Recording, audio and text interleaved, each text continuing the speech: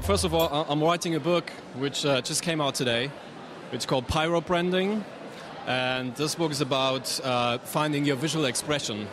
So I'm giving some hints. I developed a model which I've called the sweat analysis, and this is basically driving creativity towards the right direction.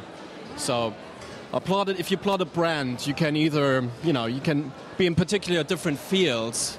But the sweat analysis tells you there's stickiness. You can have a sticky brand. You can have a brand that has lots of witchcraft, lots of illusion. You can have a brand that has a sex factor, which I call the erection factor. Yeah. So brands like Apple do that. They don't actually need advertising. Then you have a field that's called entrepreneurism. And I think that's an interesting field, but there's actually no brand in that field. So I want to make sure, or I want to encourage people and brands and marketing people to have a strong anti-person character. Yeah, so you like an outlaw person. You actually have the recipe to make advertisement successful. Yes. I think it took a lot of work and a lot of effort into that, and with the sweat analysis, you can be successful. Yeah, sure. So why is so many advertisement so boring nowadays? Well, I think because people don't recognize that there are different areas that they can play in. And they're just doing like the standard, the usual thing, the expected. And I think you have to go beyond. Yeah. So what is beyond? What is missing? Beyond is going pyro branding. Beyond is being out there and make an appearance, being unique, stand out. And once you play into these 5 areas, stickiness, witchcraft, erection, entrepreneurism, and terror, you'll be able to stick out. That's my mission here for today, and I'm promoting my new book.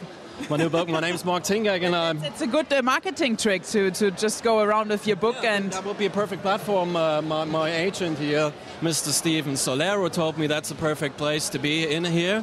I'm not from that country, so I flew over. I worked as a long-term strategic planner with an agency called Crispin Porter Bugorski, and I said, okay, maybe I can help my German fellow marketing guys, to make it a little bit better. So you're from the States? I'm working in the States. I'm actually from Iceland. So what would you say, what is different in the German advertisement and the American advertisement? Also speaking of pictures, the language of pictures. Yeah. Well, I think coming from the Wild West country, they have much more this landscape. They think big. Yeah, and I think German. My friend told me, what I've recognized so far, people tend to think little. They go in with little ideas, and you have to start big from the beginning, because then you have to talk to many people, to marketing guys, and they're always afraid they could do mistakes. So start off big, but really big, and then it get downsized anyways. Yeah, but that's as far as I can say. That's my mission. So you also say that the Germans should be more brave to break up with old rules, just to go new? Some more courage, yeah. Be out there. I mean, there are a lot of areas, you can be very authentic, you can be very natural in your pictures, in your language. But what I'm driving is okay, there are many ways to do it, yeah? I mean, once you're in a tarot field here, I think there's a brand called Krombacher. It's a beer brand, okay. Yeah. Krombacher. And I've seen that they're doing the same thing the last 3 or 5 decades. Yeah. So that would be for me. That's okay. You can be successful with that. But then you would play in the tarot field, because you're penetrating the same thing over and over and over again. Okay.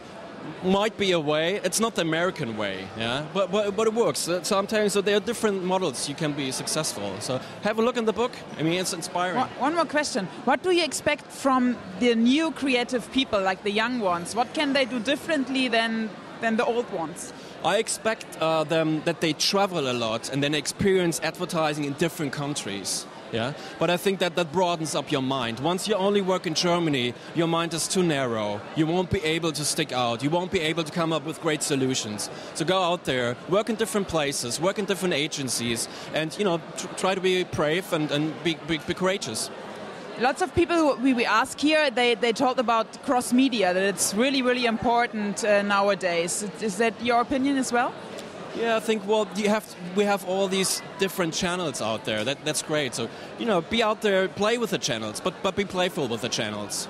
Not take everything and just do it like the others do. All this kind of benchmarking is shit to me. Yeah? So just find your own sort of solutions, your unique style and answers to those channels. Interesting, yes.